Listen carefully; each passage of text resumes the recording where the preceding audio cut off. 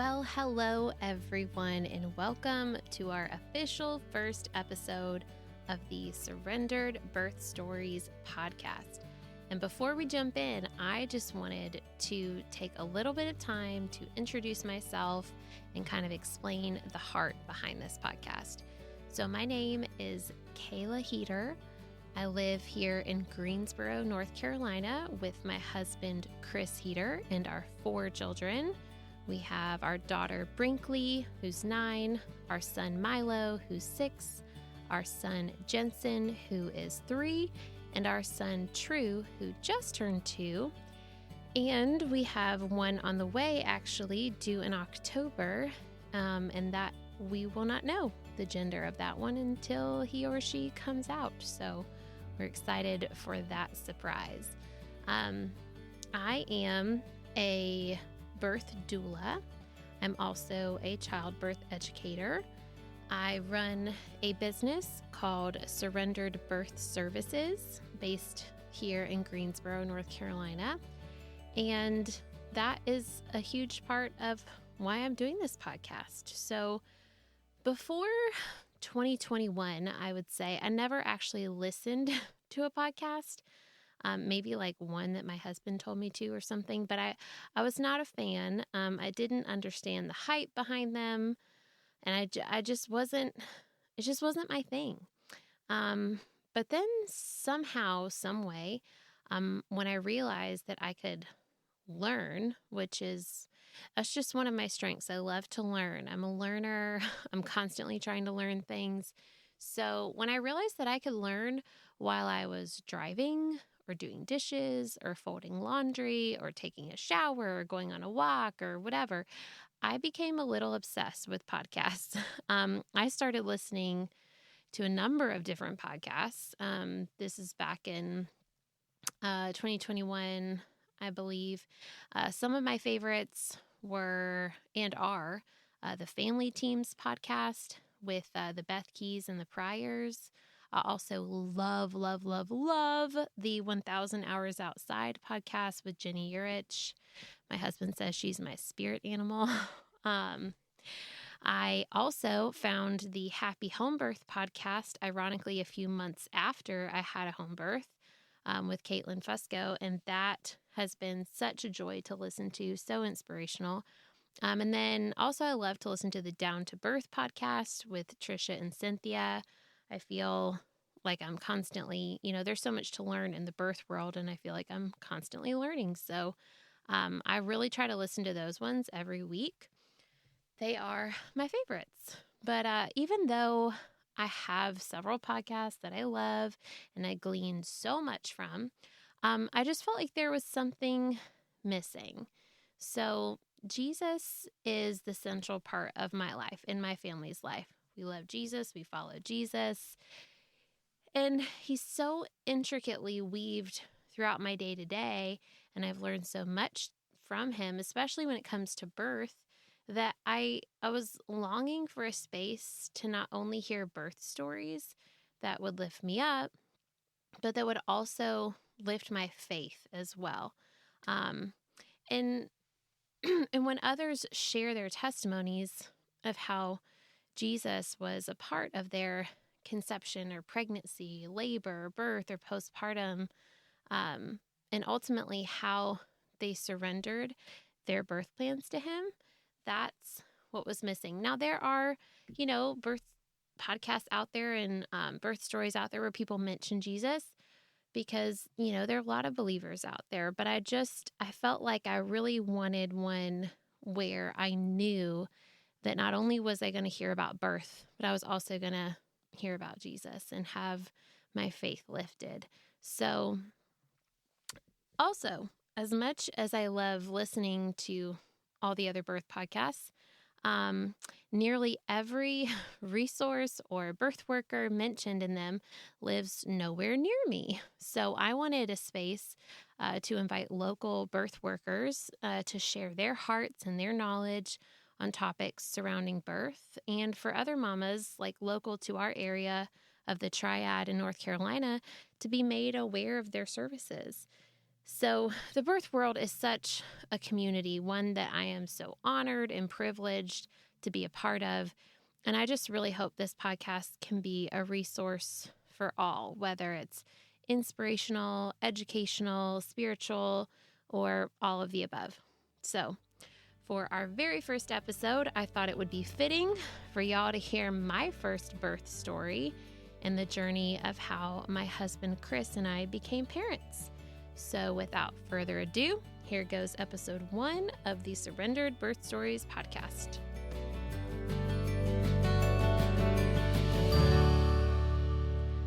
Well, welcome to the pilot episode of Surrendered Birth Stories. This is a very exciting moment for me. I am your host, Kayla Heater, and today my guest is none other than my husband, The Hubs. Chris Heater. I thought it would be a perfect way to start out this podcast by telling the start of our story, or my story, of becoming a mother and then becoming a doula shortly after that. So, Chris and I, a little backstory, had dated for about 7 years before we got married, high school sweethearts. And then once we got married, I was bound and determined to not have kids for 10 years or more. That was my goal, 10 years. I wanted plenty of time for us, plenty of time to travel, plenty of time to build my career, which was teaching. I used to be a first grade teacher. And I really, really enjoyed it and spent a lot of time on that. So I was nowhere near ready to become a mom. Yeah, we wanted to basically get to the point where there was enough stability to be able to put some variables into the equation, such as children. Right. So, however, a couple of years into our marriage, about just under 2 years, through a series of different events and situations, God really started to change our hearts towards becoming parents. And He really made it very clear through a lot of prayer and a lot of different signs that we were supposed to start a family. And so much so that as soon as we stopped preventing any sort of conception from happening, we conceived. It was a sure shot. It was a sure shot, which was really for us confirmation that we had heard from the Lord very clearly that it was time for us to start a family. So 2 years into marriage and 9 years into our relationship, we were pregnant. Woohoo! Woohoo! We, I think, had a pretty typical, normal first-time pregnancy for the modern American family. I was 24 years old, I think. 24? Yeah, because I was 22 when we got married. So I was 24 years old, and I had the typical first trimester nausea. I didn't do so much vomiting for my first pregnancy. It was really just a few times, but the nausea was very present. But it was summertime, so for the most part, I was able to just sleep it off. Because you were a teacher. Because I was a teacher and I was off for the summer. So that was quite a blessing. But I would say by like 14 weeks or so, it pretty much cleared up for me, which was really good. And I felt much, much better after that. I was seeing my OBGYN, who I'd been seeing for the last couple of years, because I honestly didn't know there were any other options. I didn't know you could see anyone besides an OBGYN. I didn't know you could deliver a baby anywhere but a hospital. So this was the year 2013 when I got pregnant, just to give you a timetable. So I went to my regularly scheduled appointments every month, then every 2 weeks. Everything was pretty run of the mill. I would go to my appointments, wait for a long time, then see whoever was, in the office, because they have you rotate through everybody. And I think there were 10 doctors in my practice. So I had to see a lot of different doctors. You would see him for a couple minutes and then off you went. Chris came with me to every single appointment the first time around. That's me. I'm Chris, by the way. Yes, Chris, my husband. He was there for every appointment because back then, and still a little bit, I was very phobic of doctors, hospitals, needles in particular, blood, all of that made me very anxious, nervous, uncomfortable, jittery, shaky, dizzy. I'm known to faint and pass out after giving blood. I'm known to shake while, getting any sort of shot or injection or anything. So between the blood draws and the glucose test, which was awful, by the way, and the RhoGAM shot and everything, I was a hot mess. So, but thankfully he was there. He was there. Okay, so fast forward to the end of the pregnancy. I was 36 weeks, and that's when they start having you come every week, and they check your cervix, which I didn't know at the time that you could decline. I just thought that was what you were supposed to do. So they checked my cervix. 36 weeks, I was 1 centimeter dilated and 50% effaced, which back then I really didn't know, context-wise exactly what that meant. I just knew that that was better than 0. And so my doctor says, wow, you're already dilated. You're probably going to have this baby early, like before your due date. And I was like, oh, cool. It's awesome. It's January by now, by the way. And so then I go to my 37-week appointment, and they check me, and they say, oh, you're 2 centimeters dilated now, and you are, a little over 50% effaced. And they said, you're probably not going to make it to your next appointment. You're probably going to have the baby this week. And I was like, what? Like 37 weeks? Like I didn't realize it would happen that early, especially since it was my first time. And I just thought whatever the doctor said was true. So I called my mom, who lived in Florida, because she wanted to come be there for the birth, not in the room, but just, at the hospital. And so I called her and I said, pack your bags. You need to drive up because the doctor said, I'm going to have the baby this week or any day. So come on up. So she quickly gathers her stuff and she leaves early the next morning, and she's there at 37 weeks. So honestly, I really enjoyed that. It was nice to have her there at the end of the pregnancy because she was very helpful. Laundry, dishes, cooking meals. It was amazing. I would go to work and teach all day. I would come home to a clean house and a home-cooked meal. So it was really nice. Unfortunately, that's much more than what I could offer at the time. Yeah, well, it's okay. So then, surprise, surprise, I did not have the baby that week. I went in for my 38-week appointment, and they checked me, and I was now 3 centimeters dilated and 75% effaced. And the doctor said, oh, you're going to have this baby any day now. He's like, you're not making it to your next appointment. Don't even bother. Don't even bother scheduling it. You're going to have this baby any day. And I was like, okay, that's what you guys said last week. Okay.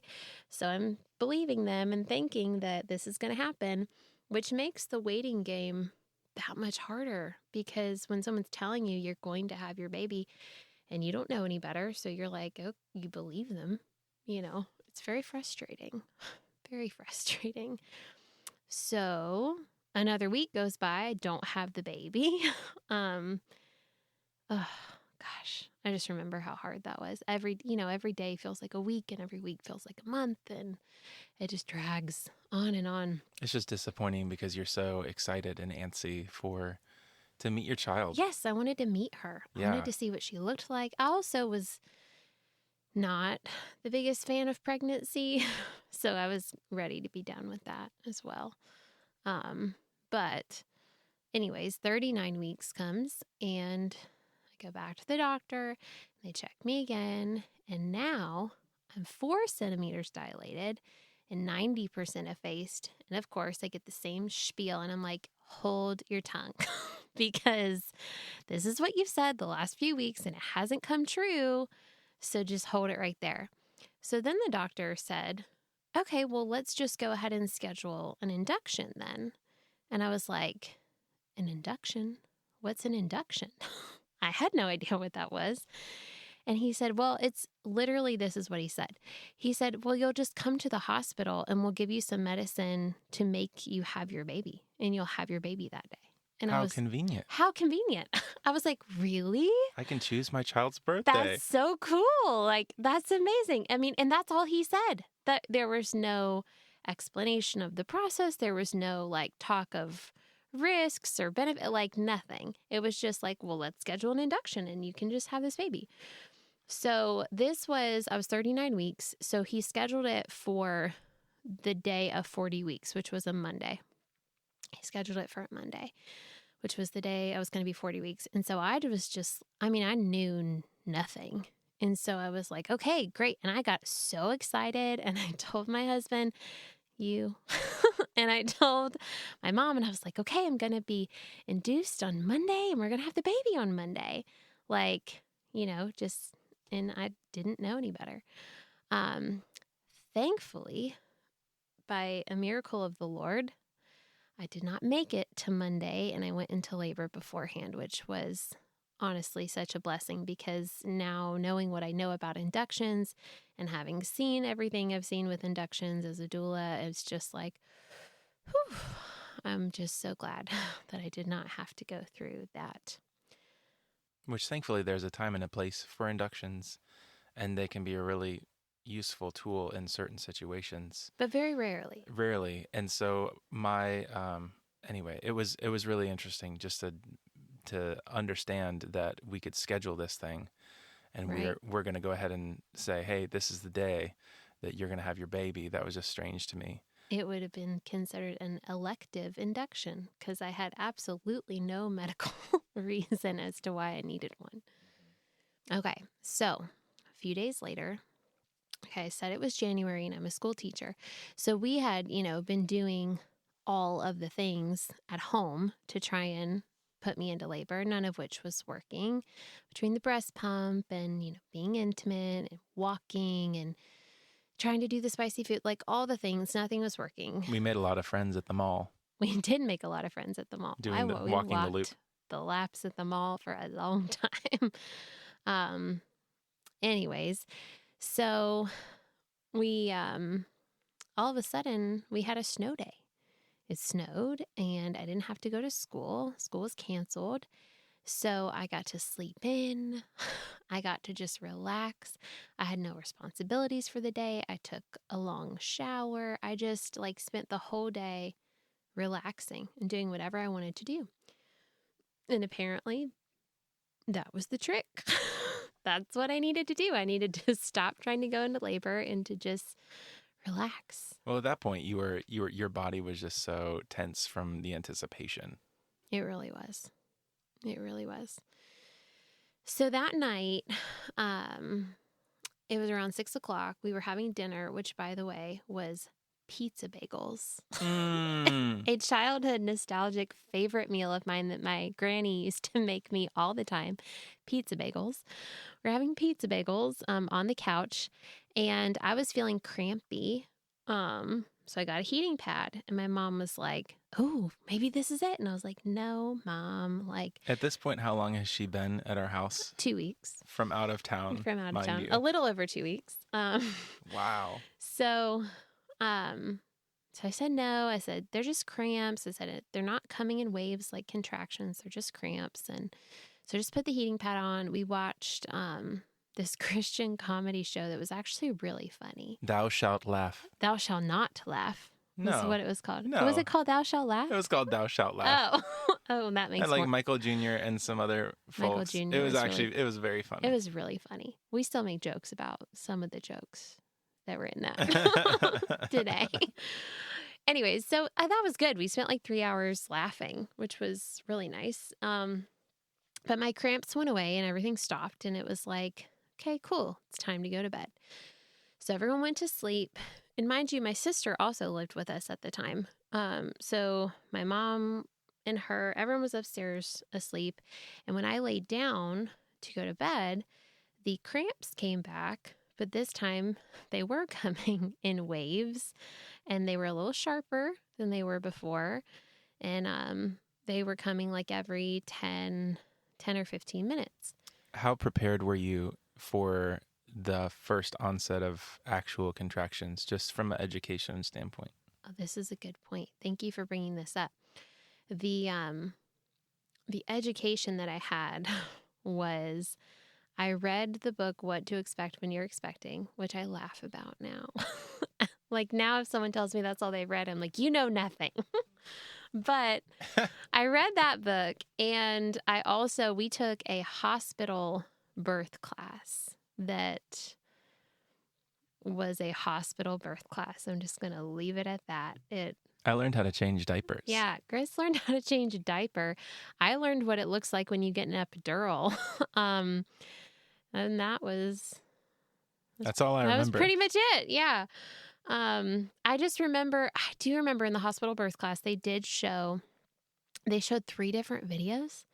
One was a natural birth, but literally the whole time it was this woman who looked totally miserable, by the way. And they were like, you won't give birth like this. Don't worry. Like, women don't give birth like this. Like, you won't be on your hands and knees, like this isn't how it's going to happen. But she looked like she was dying in the video. And I was like, this is a horrible video to show people. It's so scary. And so I was like, I'm definitely not doing that. And then they showed the epidural video. Well, hello, needle phobia. I was like, holy crap, that's a big needle. Like, just totally freaked out by it. I was like, okay, maybe I don't want to do that. And then they showed the C-section video, and I was like, okay, I absolutely don't want to do that. And then I remember looking at Chris, and I said, I don't want to do any of those. And you're like, you're out of options. You're like, you're going to have to choose one. And I was like, oh gosh, like, I don't know. I did land on planning for an epidural, by the way.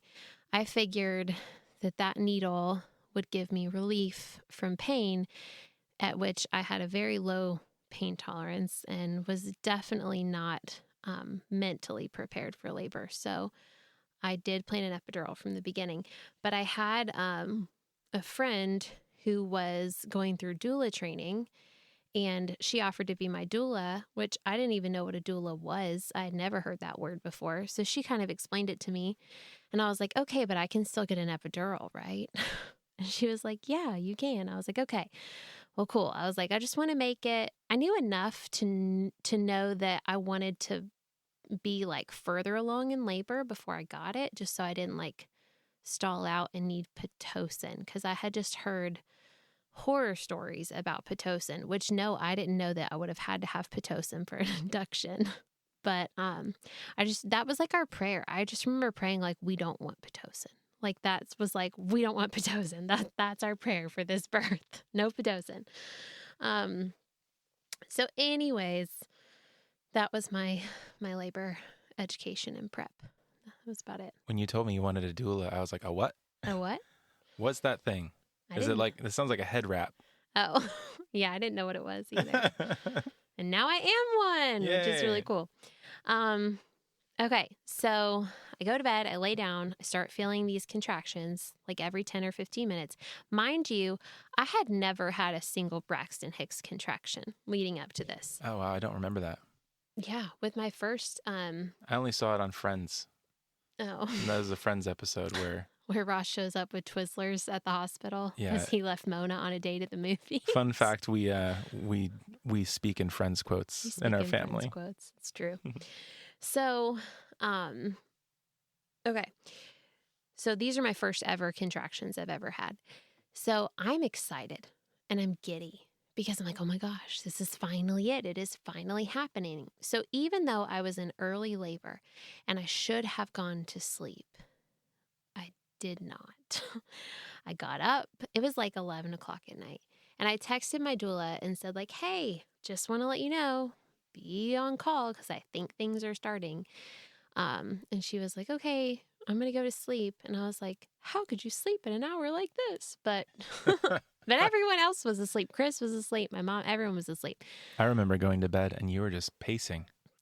Yes. Well, so I started pacing. I went downstairs. I was pacing the whole house, honestly. And I ended up turning on What to Expect When You're Expecting. The movie. The movie, Right. which I find hilarious to this day, by the way.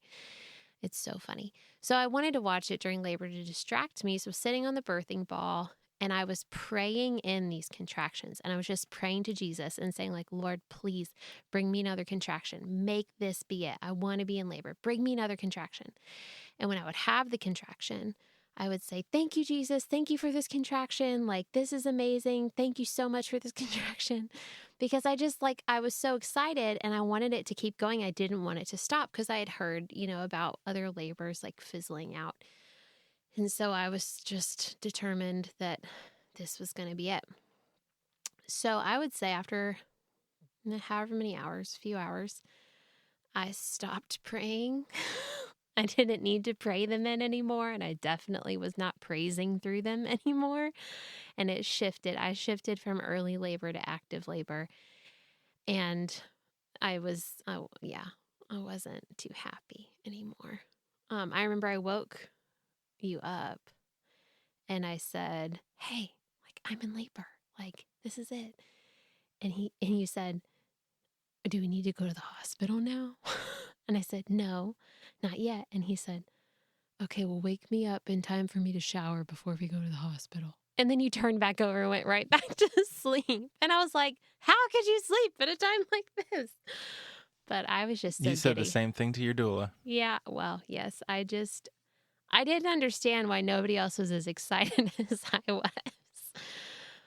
I don't know. A lot of first-time moms feel that way.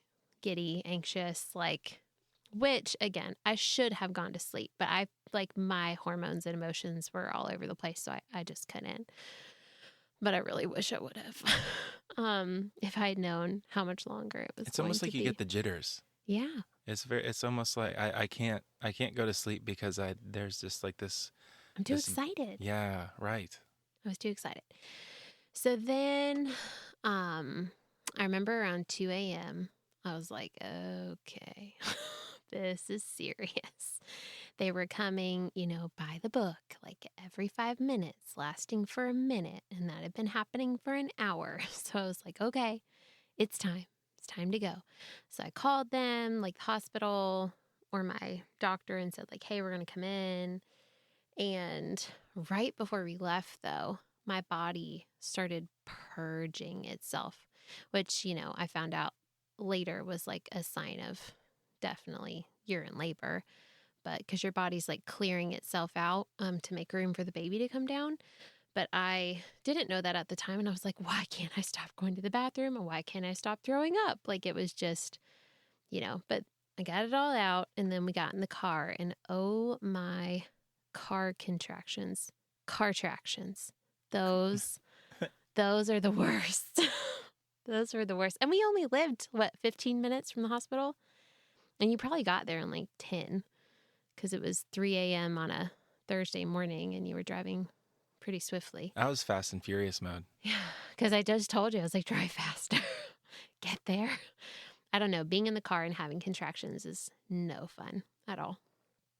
So we get to the hospital. My doula meets us there. We go to triage. They check me. I'm still a 4, maybe like 4.5, and still 90%, but they could tell I was definitely in active labor. So they're like, okay, you're going to stay. I'm like, okay, cool. I didn't know that I was maybe not going to stay. So they put me in a room. And I remember just having a moment. My doula and Chris went to go check in and get their badges. And I was just sitting alone in the room, looking around like, this is it. I'm going to have my baby today. Like just having that moment of like surreal realization. This is happening. I just vividly remember that moment. And then we labored. Boy, did we labor.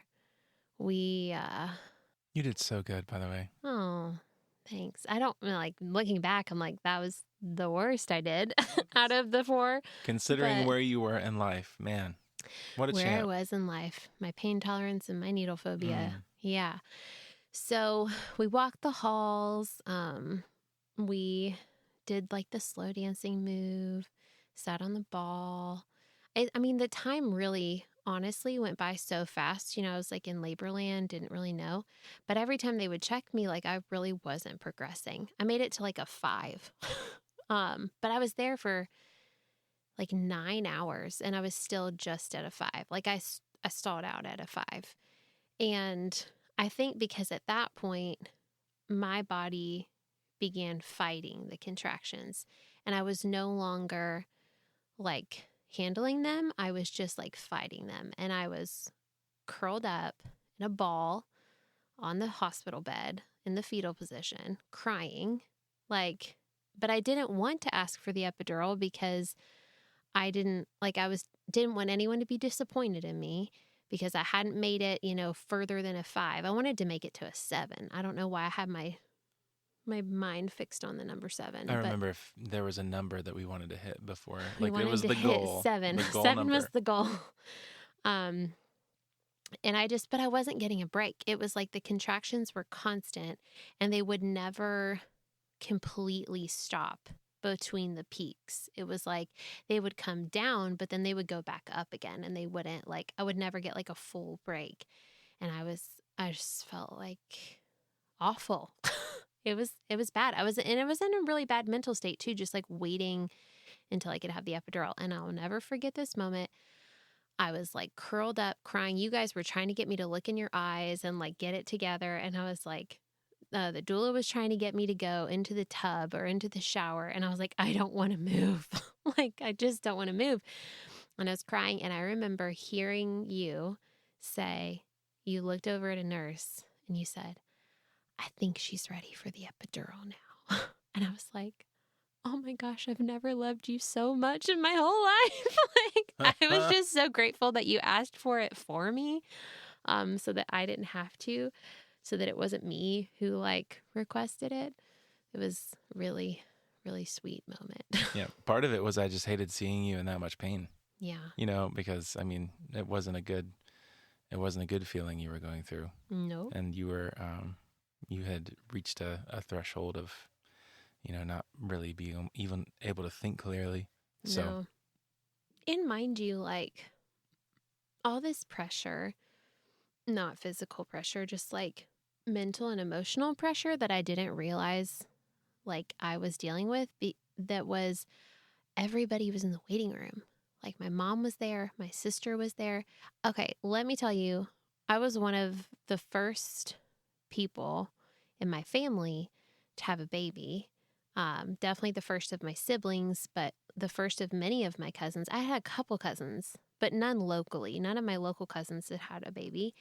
And so literally aunts, uncles, cousins, all in the waiting room during my labor. I just, and I obviously wasn't out there, but I'm just all these people are waiting on me to have a baby. My dad and stepmom were driving down from Ohio.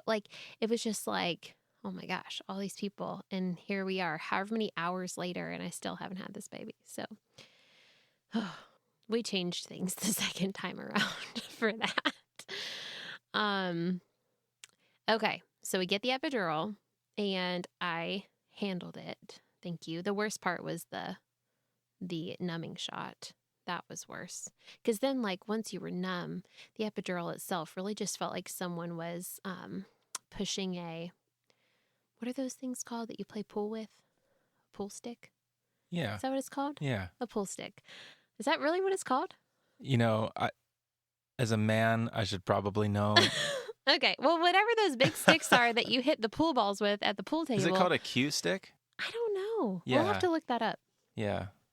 You can tell we obviously don't play pool. Anyways, but it felt like that was being shoved into my back. That's what the epidural going in felt like to me. So it didn't hurt. It was just a lot of pressure.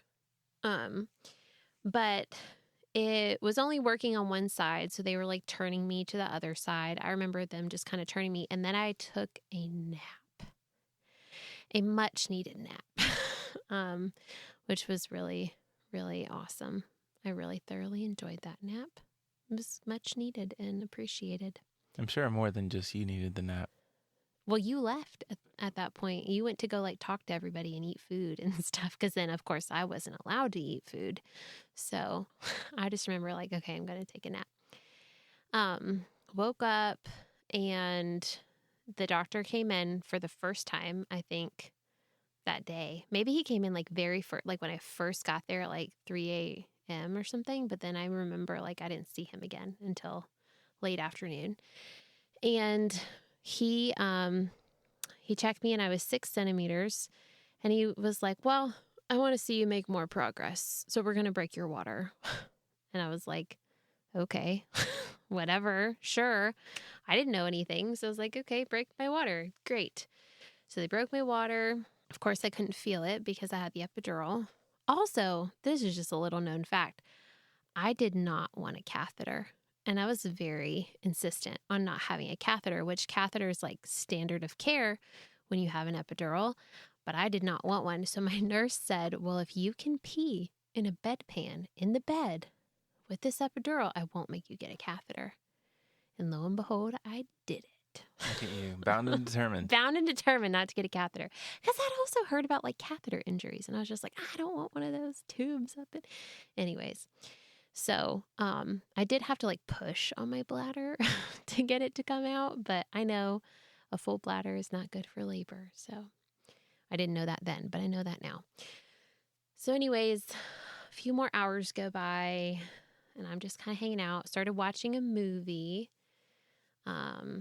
Enchanted. Anybody ever seen Enchanted? Oh, that is one of my very favorite movies. How do you know? Yes, I love that movie.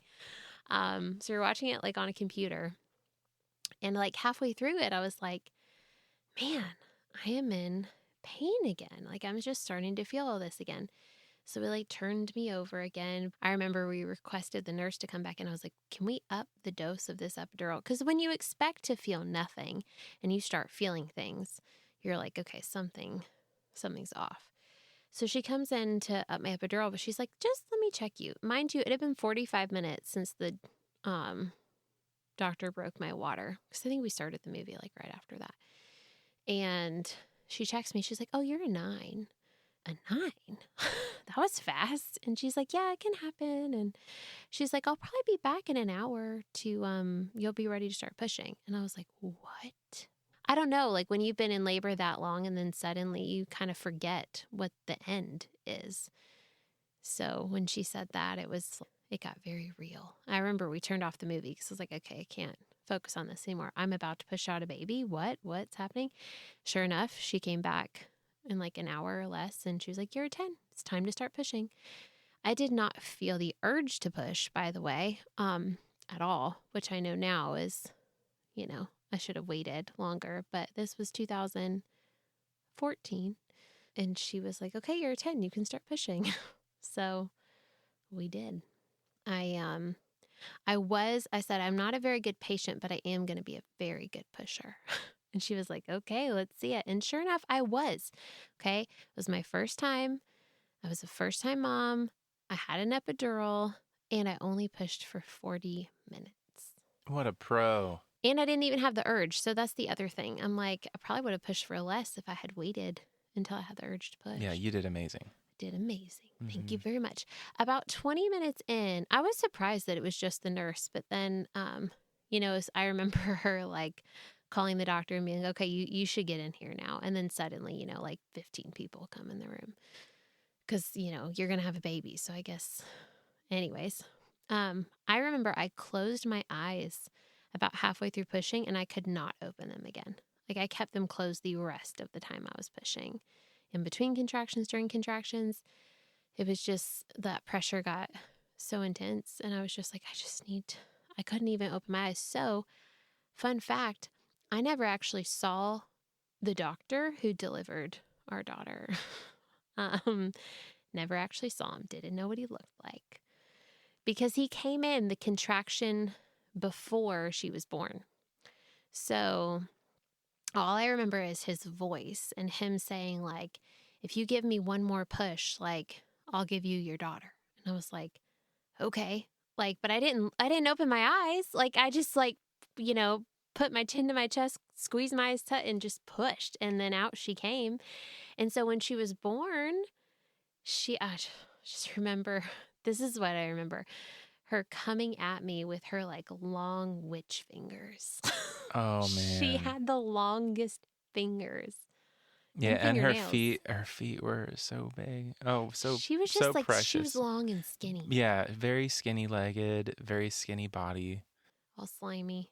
Oh. And yes, and so she came right at me. So I never looked at the doctor. I was just looking at her, and I remember him saying, well, everything looks good here. You didn't tear. Like, I don't even remember delivering the placenta. He probably pulled it out, honestly. Like, I don't remember any of that.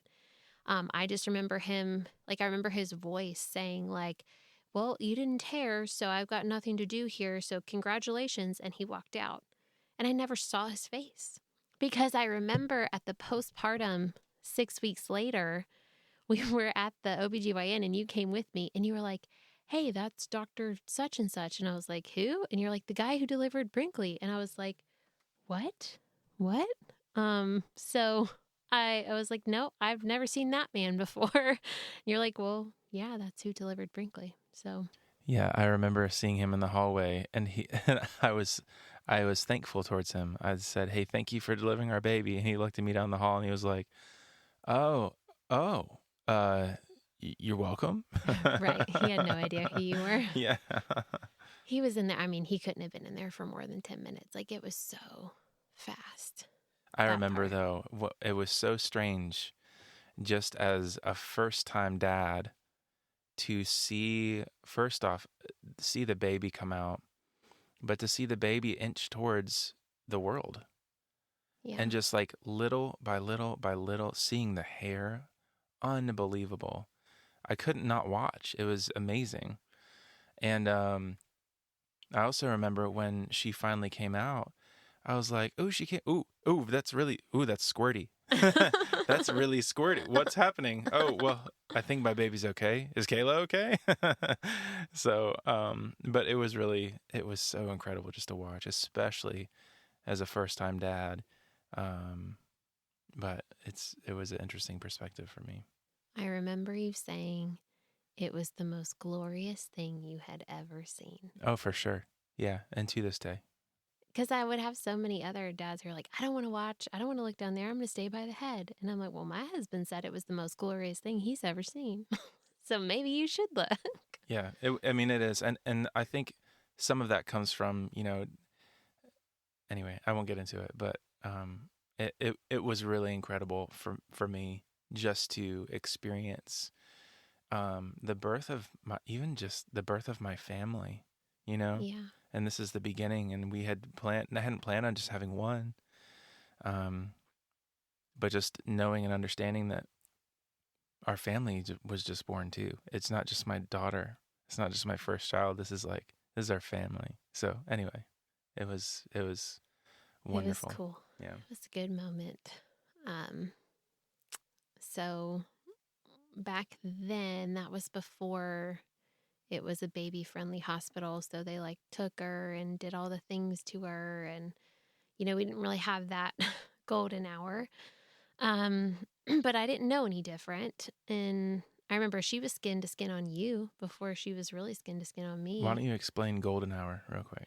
Oh, it's just like that first hour or two after the baby comes out where they should be skin to skin on mom's chest and have the opportunity to nurse and just be not messed with.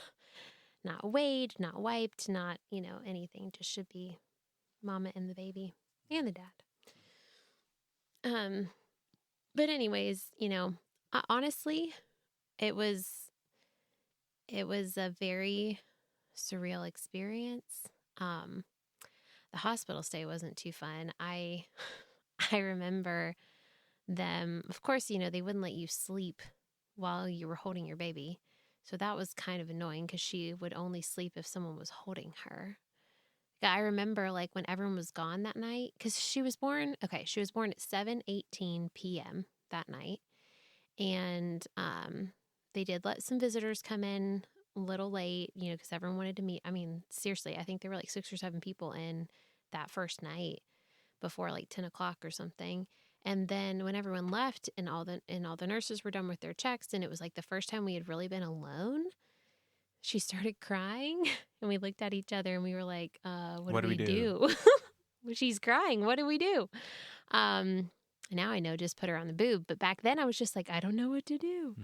So, And obviously, your first time breastfeeding, oh yeah, having to navigate that was we interesting. struggled.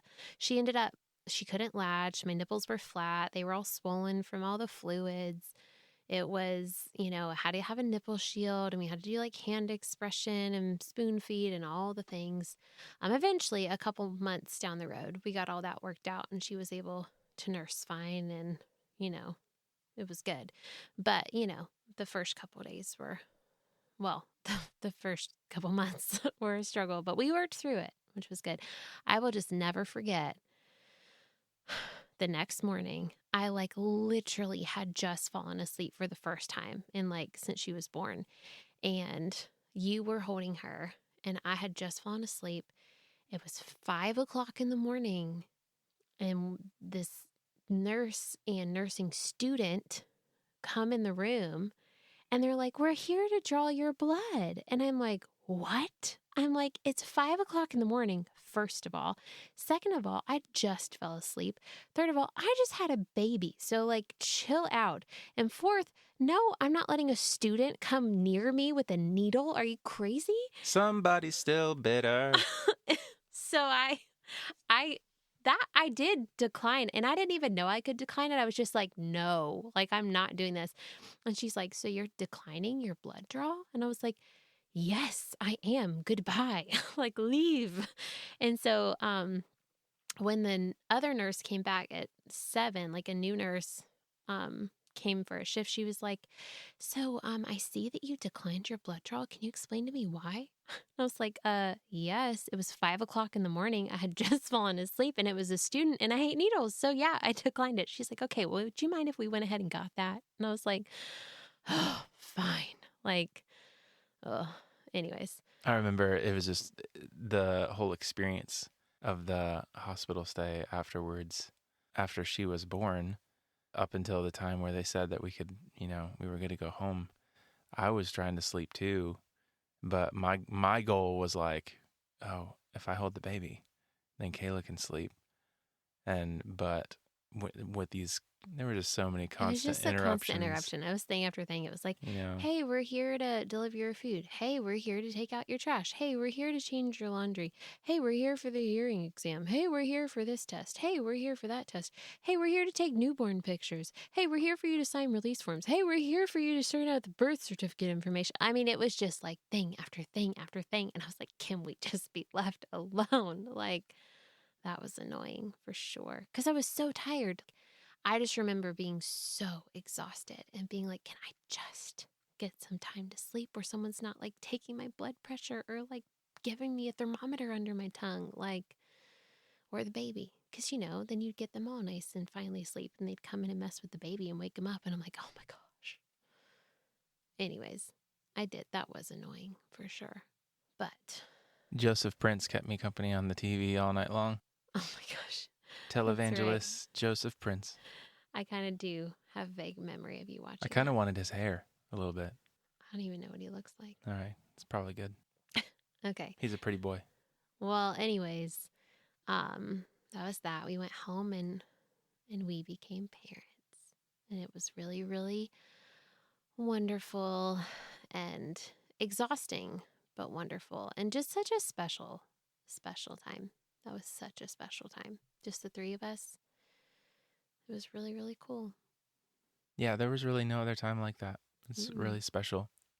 in my experience, kind of coming into that, because your whole life, you long for independence, and then you become an adult, right? And so you become an adult, and then you have this independence, so to speak. Then you find the person you're going to marry, and then you have to adjust, but then you have this vision of what your life's going to be like when you're married. And then you have a baby, and you get to the place where you're having to become more and more understanding of the fact that people depend on you. But this one is like, it's just so much more than anything else, because this amazing little life that just came into the world needs you more than anything, and needs you for survival and sustenance, and especially the mom, obviously. And so it was just and even for me, it was a lesson in learning to be needed, and being okay being needed, because you fight for that independence so much on the front end, Yeah. It's like you become an adult. I want to be independent. Oh wait, I just had a kid. I can't be as independent, Never realized how much time you had in life until you had a kid. You're like, what did I used to do with my time? Yeah. But it was so good for us, because there's a refining process that happens through all of that. Definitely. And for us, it was it was the beginning of us becoming us, honestly. And so I'm just really thankful. Me too. And that was now 9.5 years ago. Almost a decade. Well, a decade ago, I was pregnant with her. Man. Just crazy. A whole decade of this. I actually wouldn't be surprised right now if she was listening in on this conversation, listening to her birth story right now outside of the door. Oh, Brinkley? Yeah, our daughter. Yes. She's a night owl. Yeah. She... And we are recording this at night after bedtime. Yes, because when else do you have time as parents to record things? Only when your kids are sleeping. Brinkley, if you're out there, we love you. Also, I have actually wrote out her whole birth story when she was about 1.5 years old. And I will post the link to that in the show notes. It actually surprisingly goes into more detail than we just did, which is kind of funny. It's pretty long, but it has a lot of backstory to it, a lot of the prayers, a lot of the signs about having her, just kind of a lot more details on the front end, especially. Yeah, the context is really there. Yeah, lots of context.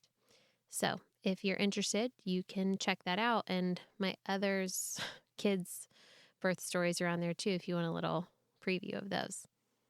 If you didn't know, we have 4 kids now, and actually our 5th child is on the way. In utero, due in October. So we're very excited about that. And I do plan to share the others' stories as well. But I wanted to start off with Brinkley's story and kind of how we became parents and how we navigated birth the first time around 10 years ago. So thanks for listening, and I hope you will join us again. Thanks again for joining us today. Be sure not to miss an episode by hitting subscribe. Also, we'd love for you to leave a review of the show so that more people like you can hear more stories like these. If you're local to the Triad of North Carolina and seeking childbirth classes, birth consultations, or a birth doula, please click on the link in the show notes to take you to our website for more information. Just as a reminder, this show is not giving medical advice, so please continue to see your personal care provider as needs arise. Also, if you would like to be a guest on the Surrendered Birth Stories podcast, please click the link in the episode show notes to get in touch with me. We hope you have a great week, and remember, learn all that you can, make the best plans, and then leave it in God's hands.